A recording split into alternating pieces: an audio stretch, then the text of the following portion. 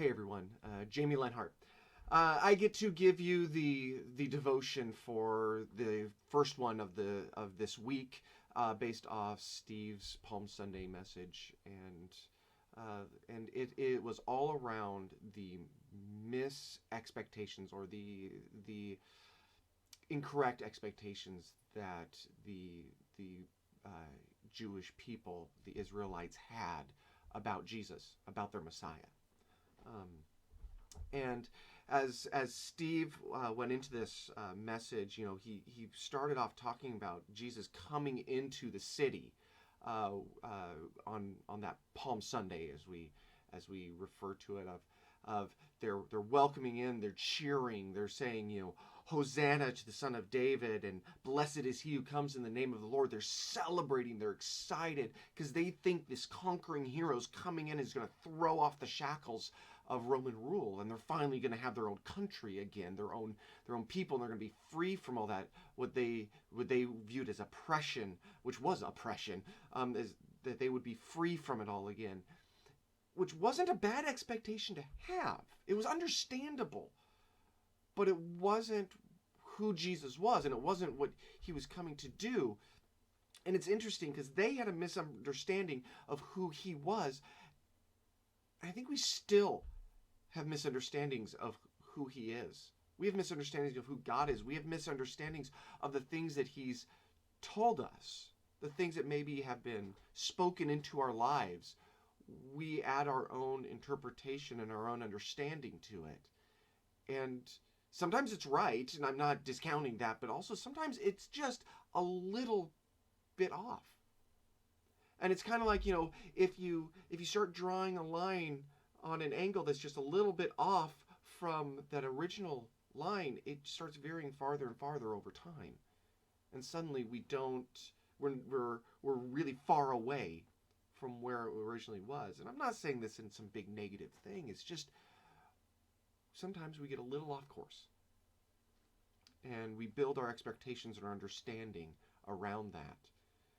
When I think part of this message is really speaking to us and to me, saying, let's get back on course of what I've said to you.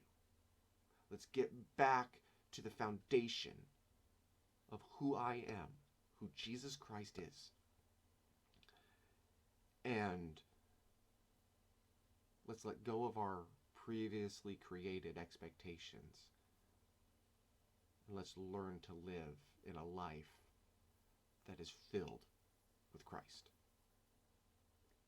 So, for myself, I can say that I've had things spoken into my life that I feel that as I've spent time with God, that he's spoken into me, but also ones that other people have spoken and breathed into my life. Prophecies, you can say, or words into my life that have shaped where I have gone and what I do, and including this right here. But I know that those things that were said, that I look at them through my own lens and my own understanding, and there have been times I've gotten it wrong. And heck, there could be right now, there are things that are in my heart that I want to do that may not be what God intends for me. And that's really hard. It's really hard because I've built up those things in my life.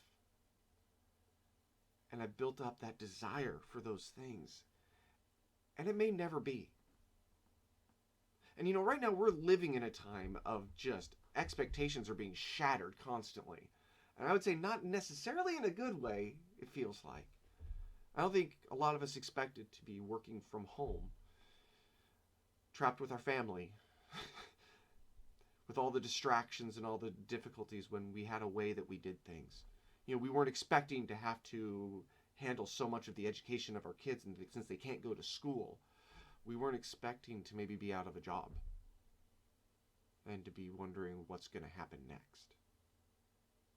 We weren't planning on being worried about, are we going to get sick, or is our family going to get sick? We're in a time of what we expected our April 2020 to be. It's not shaping up to be that. But what I can say is that our God is speaking life into us. And so if we go back to those truths, there were all these things prophesied about Christ that everybody else built their own expectations on, and it's slightly skewed. So if we go back to what are those truths that Jesus has spoken into our lives, and I want to encourage you, spend some time today, tomorrow, just remember those things that have been spoken into your life of who he is and who he says you are. And let's go back to that, not with the other things, but with just those basic truths. And let's recenter ourselves on who God is and who he says we are. And let's experience life as Christ has meant life to be experienced for each one of us. God bless.